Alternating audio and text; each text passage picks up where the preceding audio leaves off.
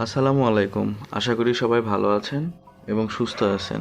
আমিও ইনশাল্লাহ অনেক ভালো আছি এবং সুস্থ আছি। আজকে আপনাদের সামনে আবারও হাজির হলাম আরও একটি গল্প নিয়ে। আজকের গল্পটি পাঠিয়েছে আমাকে রিফাত। আমি যখন রাজশাহীতে পড়াশোনা করতাম, তো তখন রিফাত ছোট ভাইয়ের সঙ্গে আমার গল্পটি আমাকে বলেছিল সে। তো আমার আবছা মনে ছিল, আজকে তাকে ফোন দিয়ে আবারও গল্পটা কালেক্ট করলাম, দেন গল্পটা আজকে বলার জন্য মন স্থির করলাম। তো চলুন বেশি কথা না বলি আর গল্প শুরু করি ইনশাল্লাহ। সময়টা 1973 সাল, উত্তরবঙ্গের নীলফামারীর জেলার প্রখ্যাত একটি গ্রাম। গ্রামের নাম উল্লেখ করলাম না। চারদিকে ধান ক্ষেত, বাঁশঝাড় আর পুরনো কবরস্থান। সূর্য ডুবে গেলে মানুষ দরজা জানলা বন্ধ করে দিত, কারণ গ্রামের পাশেই সেই কবরস্থান নিয়ে অনেক ভয়ঙ্কর প্রচলিত ঘটনা ছিল। লোকজন বলতো ওইখানে রাতের পর মাটি ও নিঃশ্বাস নেয়, আর নতুন কবরের ভেতর থেকে কান্না আসে। গ্রামের দুই বন্ধু রশিদ আর মুক্তার এসব কথা শুনে হাসতো। তারা ছিল বেপরোয়া স্বভাবের, টাকার জন্য যে কোনো কাজ করতে পারত।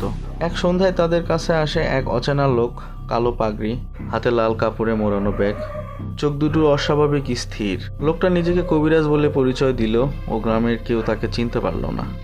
সে নিচু গলায় আমাদেরকে বলল, একটা কাজ করে দিবে, বিনিময়ে 5,000 টাকা পাবে। 1983 সালে 5,000 টাকা মানে বিশাল অঙ্ক। রশিদ আগ্রহ হয়ে জিজ্ঞেস করলো, কি কাজ? লোকটি ধীরে বলল, আজ রাতে নতুন কবর থেকে একটি লাশ তুলতে হবে। কথাটা শুনে মুক্তার থমকে গেল। লাশ? লোকটা ব্যাগ খুলল। ভেতরে কালো মোমবাতি, শুকনো হাড় এবং অদ্ভুত গুঁড়ো। সে বলল, কালো জাদু সাধনার জন্য আমার এই লাশটি প্রয়োজন। মানে এই লাশটি সাধারণ না। 3 দিন আগে মেয়েটি মারা গেছে, তার শরীরে জিন ধরা ছিল। রশিদ হাসল। মরা মানুষ আবার কি করবে? লোকটার চোখ হঠাৎ ভয়ঙ্কর হয়ে উঠল। সে বলল, কবর খোলার আগে যদি নিঃশ্বাসের শব্দ পাও, পিছনে তাকাবো না। রাতের 12টার পর দুই বন্ধু কবরস্থানের দিকে রওনা দিল।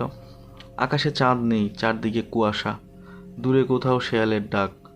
কবরস্থানের ভেতরে ঢুকতেই হঠাৎ ঠান্ডা বাতাস লাগলো।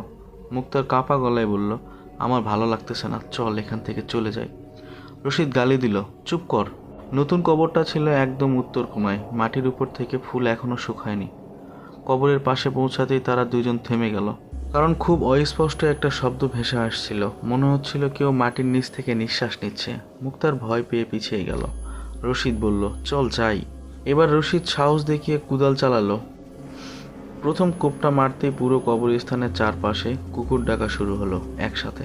শত শত কুকুরের চিৎকার করে। দ্বিতীয় কোপ মারার পর হঠাৎ পাশের গাছ থেকে একটা কালো পেঁচা উড়ে গেল। মুক্তার কাঁদো কাঁদো গলায় বলে উঠল, ওস্তাদ ঠিকই কইছিল, মানে কবিরাজ যে বলেছিল ওই কথাটি। রশিদ এবার রেগে গেল এবং বলল, চুপ কর। প্রায় 20 মিনিট পর কাঠের কফিনে কুদাল লাগলো। ঠিক তখন ওই দুইজন পরিষ্কার শুনল কফিনের ভেতর থেকে টোকার আওয়াজ। মুক্তারের হাত থেকে লণ্ঠন পড়ে গেল এবং ওরে আল্লাহ বলে চিৎকার দিল। রশিদের গলাও শুকিয়ে গেল, কিন্তু টাকার লোভে সে কফিনের ঢাকনা টান দিল। কিচিৎ করে যেভাবে শব্দ হয়, কফিনটি সেভাবে খুলে গেল। ঢাকনা খুলতেই বরফ শীতল দুর্গন্ধ বের হলো, আর ভেতরে শুয়ে থাকা মেয়েটার চোখ হঠাৎ খুলে গেল। দুজনেই জমে গেল ওইখানে। মেয়েটার চোখ পুরো সাদা, ঠোঁট নীল। সবথেকে ভয়ঙ্কর ব্যাপার, সে নিঃশ্বাস নিচ্ছে। মেয়েটার মাথা ধীরে ধীরে তাদের দিকে ঘোরালো, তারপর হাসলো। এটা কোনো স্বাভাবিক হাসি ছিল না। তারপর মেয়েটি বলে উঠল, আমারে কই নিয়ে যাবি? মুক্তার চিৎকার করে দৌড় দিল, কিন্তু কয়েক কদম যেতেই সে থেমে গেল, কারণ দেখতেছে সে কবরস্থানের আশেপাশের উপরের মাটিগুলো সব নড়তেছে, যেন ভিতর থেকে কেউ সবকিছু নাড়াচ্ছে। রশিদ কফিন ছেড়ে পিছিয়ে আসতেই মেয়েটা হঠাৎ বসে পড়ল। তার ঘাড় অস্বাভাবিক বাঁকা, চুল মাটিতে ঝুলে আছে। সে ফিসফিস করে বলল, তোরা আমার ঘুম ভাঙাইছিস। হঠাৎ কবরের চারপাশ থেকে বের হতে লাগলো পচা হাত। মুক্তারের পা জড়িয়ে ধরলো হাতটা। সে মাটিতে পড়ে গেল, আর তখনই সে দেখলো তার নিচের কবরের মাটি ফেটে একটা মুখ বের হচ্ছে, অর্ধেক পচা, চোখ নেই। মুক্তার পাগলের মতো চিৎকার করতে লাগলো। রশিদ তাকে টানতে লাগলো। ঠিক তখন ওই মেয়েটা কফিন থেকে উঠে এলো, কিন্তু সে হাঁটছিল না। ঠিক তখন ওই মেয়েটা কফিন থেকে নেমে এলো, কিন্তু হঠাৎ সে দেখে তার পা, তার সাদা চোখ দুটো এখন পুরো কালো হয়ে গেছে। হঠাৎ চারপাশে কুয়াশায় ঘন হয়ে গেল, আর সেই কুয়াশার মধ্যে তারা দেখতে পেল অনেকগুলো মানুষ দাঁড়িয়ে আছে। সবাই কাফনের কাপড় পরা, নড়ছে না, শুধু দাঁড়িয়ে আছে এবং তাকিয়ে আছে। মুক্তার কাঁদতে লাগলো, আমরা ভুল করেছি। মেয়েটি এবার বিকট গলায় চিৎকার। সঙ্গে সঙ্গে কবরস্থান কেঁপে উঠল। চারদিক থেকে কান্নার শব্দ আসতে লাগলো এবং বলতে শুরু করলো, আমাদের ঘুম ভাঙাইস না, আমাদের ঘুম ভাঙাস না। ঠিক তখন দূর থেকে আজানের মতো একটা কিছু শব্দ ভেসে এলো, তারপরে লাঠির ঠক ঠক শব্দ।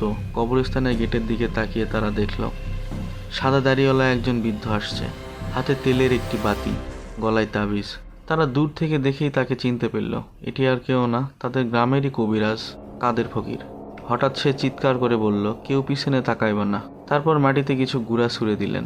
সঙ্গে সঙ্গে আগুনের রেখা তৈরি হলো। মেয়েটা ভয়ঙ্কর চিৎকার করে পিছিয়ে গেল। কাদের ফকির কোরআন থেকে কিছু আয়াত পড়তে শুরু করলেন।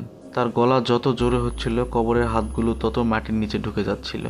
কুয়াশার মতো মানুষগুলো ধীরে ধীরে অদৃশ্য হতে লাগলো। কিন্তু মেয়েটা থামছিল না। সে এক লাফে রশিদের উপর ঝাঁপিয়ে পড়ল। তার নখ রশিদের গলায় বসে গেল। রশিদ নিঃশ্বাস নিতে পারতেছিল না। কাদের ফকির লাঠি দিয়ে মাটিতে আঘাত করতে শুরু করলো। তারপর মেয়েটার দিকে তাকিয়ে চিৎকার করে বললেন, তোর জায়গা কবরের নিচে। কাদের ফকির লাঠি দিয়ে মাটিতে আঘাত করতে শুরু করলেন এবং মেয়েটির দিকে তাকিয়ে চিৎকার করে বলতে শুরু করলেন, তোর জায়গা কবরের নিচে। সঙ্গে সঙ্গে ঝড়ের মতো বাতাস উঠল। মেয়েটার শরীর কাঁপতে শুরু করলো। তার মুখ দিয়ে কালো ধোঁয়া বের হলো। আর কয়েক সেকেন্ডের মধ্যে তার নিথর দেহ পড়ে রইল কফিনে। তারপরে সব শান্ত হয়ে গেল। শুধু দূরে কুকুর ডাকছে।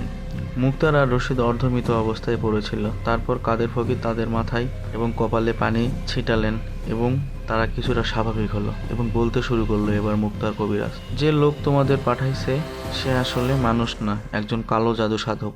তারপর কবিরাজ তাদেরকে নিয়ে তাদের বাসায় রেখে আসে। পরদিন সকালে গ্রামের লোকজন জানতে পারে যে অচেনা কবিরাজ তাদের কাজ দিয়েছিল সে নাকি বহু বছর আগেই মারা গেছে। তারও কবর ওই কবরস্থানের উত্তর কোণায়। আর সবচেয়ে ভয়ঙ্কর ব্যাপার হলো, যেই কবর তারা খুঁড়েছিলেন সেটা আসলে 3 দিন আগের কোনো মেয়ের কবরই না, সেটা ছিল সেই কালো জাদুকরের নিজের কবর। এরপর থেকে রশিদ আর মুক্তার কখনোই রাত্রেবেলা সেভাবে বের হতো না, কারণ তারা মাঝে মাঝে এখনো শুনতে পায় মাটির নিচে নিঃশ্বাসের শব্দ। তো এই ছিল ঘটনাটি পাঠানোর জন্য অনেক ধন্যবাদ। আশা করি আপনাদেরকে ভয়ের আনন্দ দিতে পারছি আমি। এভাবেই প্রতিনিয়ত আমি আসলে গল্প আপলোড করব। যদি আপনাদের ভালো লাগে অবশ্যই পাশে থাকবেন এবং আমার চ্যানেলটি সাবস্ক্রাইব করুন। আর যদি সম্ভব হয় তাহলে ভিডিওটি বেশি বেশি শেয়ার করুন, যাতে আমার আগামী দিনে পথ চলা সোজা হয়। তো আজকের মতো এখানেই শেষ করলাম। ভালো থাকবেন আপনারা। আসসালামু আলাইকুম। আল্লাহ হাফেজ।